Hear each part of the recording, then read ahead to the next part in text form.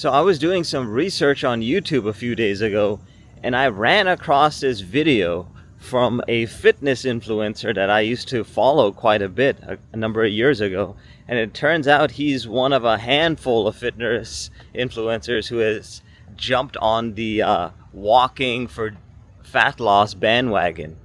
His name is Brandon Carter. I mean, he's one of many fitness influencers you see all over the place who's simultaneously jacked and shredded as hell. And apparently it looks like he's recently discovered the power of walking over 20,000 steps a day.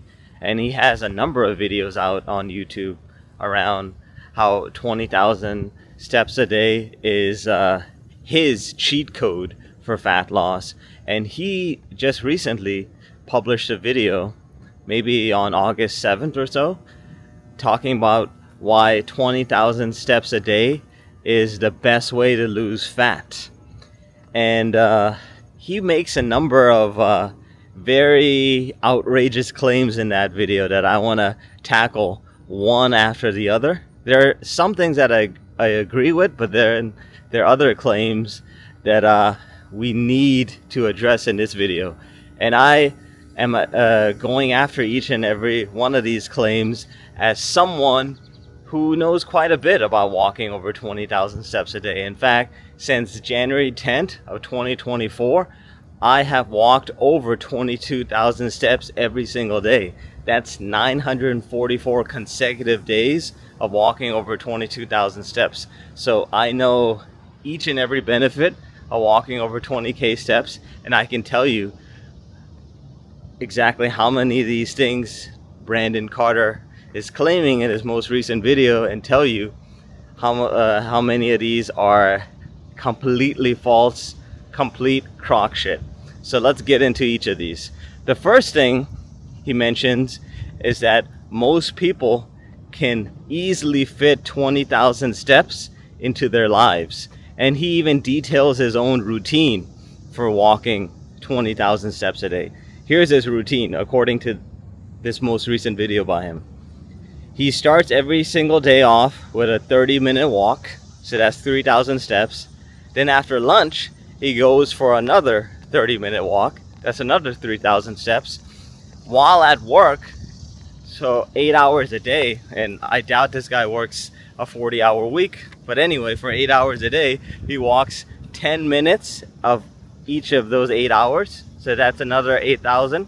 And then at the end of the day, he walks for 60 minutes. So he has an evening walk for 60 minutes. So all combined, that is 20,000 steps a day that he is easily, quote unquote, able to fit into his day. So he claims that this is the biggest problem that people have, that they complain that they don't have time to walk 20,000 steps a day. And personally, I don't think it's a time issue. I think it's a priority issue. Most people don't prioritize their health and fitness. They don't give a crap about taking care of their health, becoming healthier, about their bodies. They're too busy keeping up with the Joneses, trying to make money to make ends meet. And it's not a time issue, for sure. Another thing is people don't care about walking, right? People aren't so gung-ho about walking. They don't understand all the benefits of walking. They think that if walking is so great for fat loss, then might as well do something that's higher intensity, that's so-called will give you a bigger bang for your buck. And they will always go after things like flashier forms of exercise, like running or high-intensity cardio that supposedly burn more calories per hour. So that's the main issue. It's not a time issue that people have. The second thing is the routine that he mentions, his specific routine for hitting 20,000 steps, is not going to be sustainable for every single person, right? A 60-minute walk after work, he doesn't know exactly what most people's obligations are after work, so that's not going to be sustainable to walk 60 minutes a day.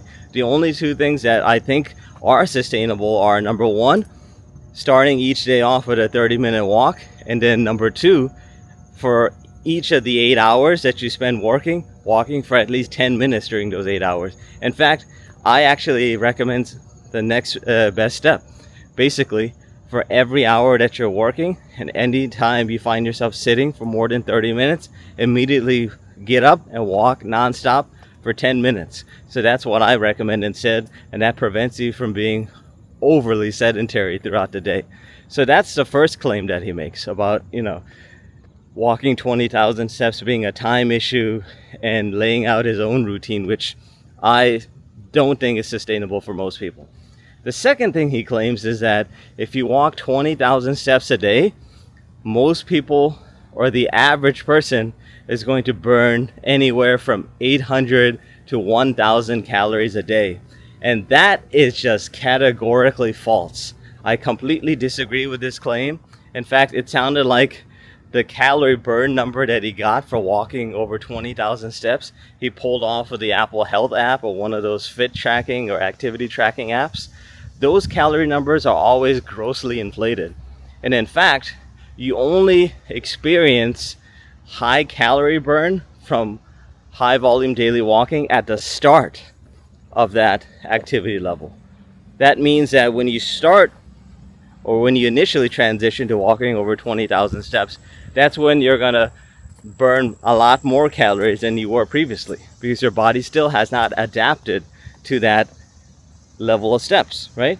Previously, your body was accustomed to you walking anywhere between 10 to 15,000 or even 15 to 20,000 steps a day.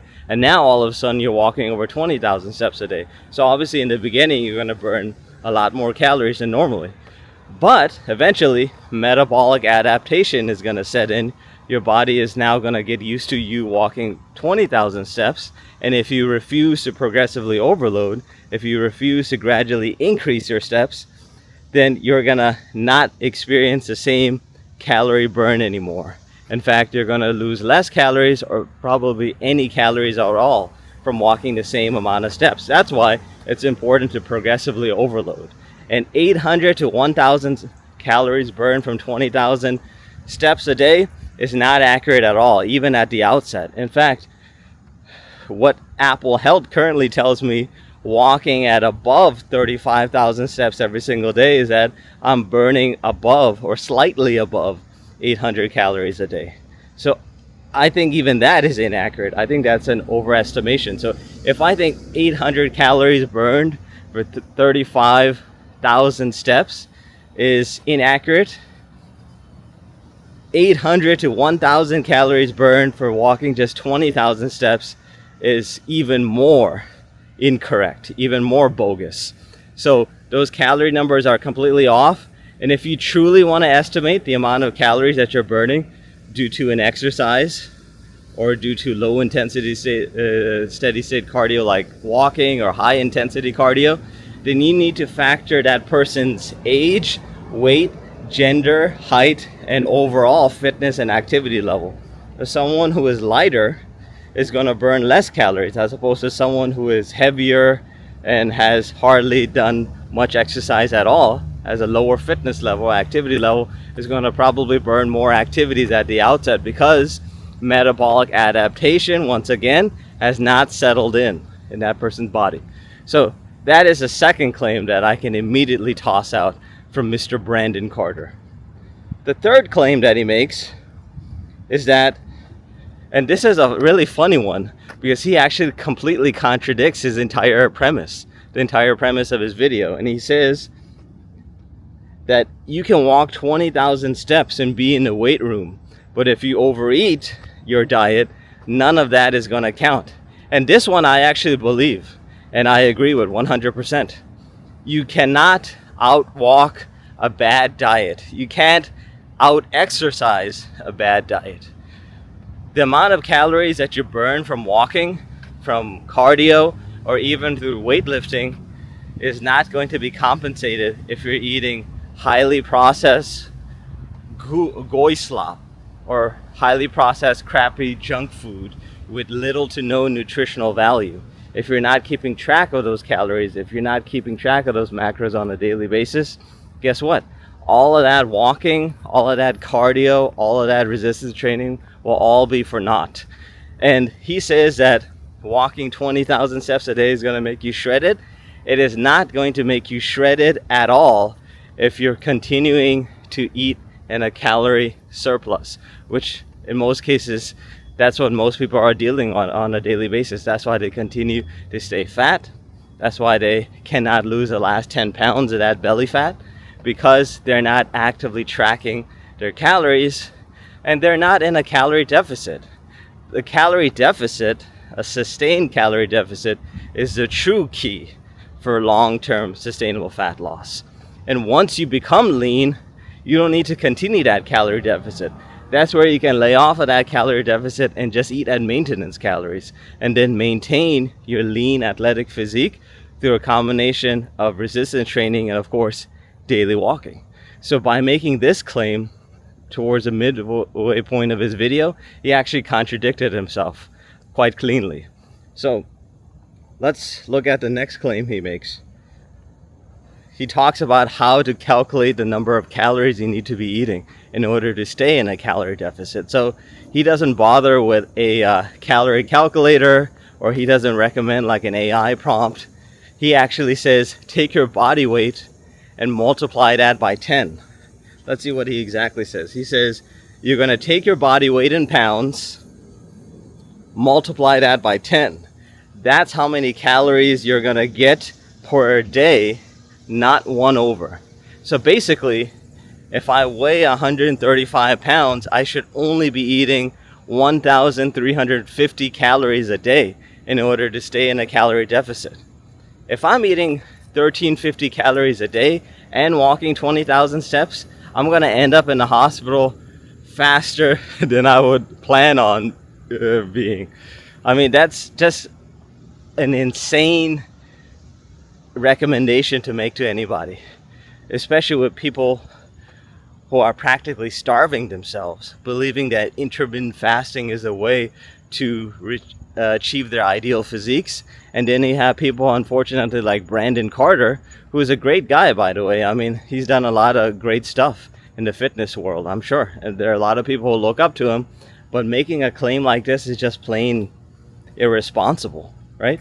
Taking your body weight in pounds and multiplying by 10, that's way too few. That's barely any calories to be eating. So if you weigh 200 pounds, he's recommending that you eat 2,000 calories a day. Even 2,000 calories a day at a high activity level, such as walking over 20,000 steps, is no way, shape, or form sustainable over the long term. Sure, you're going to lose weight, but you're just going to collapse eventually. You're not going to last even a week at that activity level or even at that calorie deficit. Again, that calorie deficit, if you want to truly accurately calculate that, you need to get to the bottom of your maintenance calories, right? Use a calorie calculator, or use the AI prompt that I have in the description below, and basically take a look at your age, weight, height, gender, current activity level, and that's going to calculate your maintenance calories. So your maintenance calories is basically your basal metabolic rate, your non-exercise activity thermogenesis, and your exercise activity thermogenesis. All three of those variables added up together is going to give you your maintenance calories. So if you're already walking above 20,000 steps a day and you're in the gym working out 3 to 4 times a week, your NEAT and your exercise activity thermogenesis are going to contribute to a much higher maintenance calorie level. It looks like he's basically giving you your basal metabolic rate. If you look at your body weight in pounds and multiply that out by 10, that's probably going to give you a good estimate of your BMR or your basal metabolic rate. But your maintenance calories is much more than your metabolic rate. It's your metabolic rate plus the amount of calories you burn just at rest, and added on to the amount of calories you burn from exercise, from movements like walking, for example. So that is going to be completely false. You can take that piece of advice and just toss it into the dustbin right away. Definitely 1000% disagree with that. The next thing he says is he admits that he's a big follower of the ketogenic diet. He basically makes his claim in almost all of his videos, and he says now that there's this new study that actually came out showing that the ketogenic diet actually produced better results when it comes to losing weight. So it leads to a lot of weight loss in the beginning, because when you're on a low carb or basically a zero carb diet, you're going to lose a lot of water weight in the beginning, because carbohydrates on average are going to hold much more water than protein or even their fat counterparts. So as a result, people who go on a keto diet lose a lot of weight in the beginning because they're actually losing a lot of water. And over the long term, it's not a sustainable diet, especially if you want to be walking over 20,000 steps a day.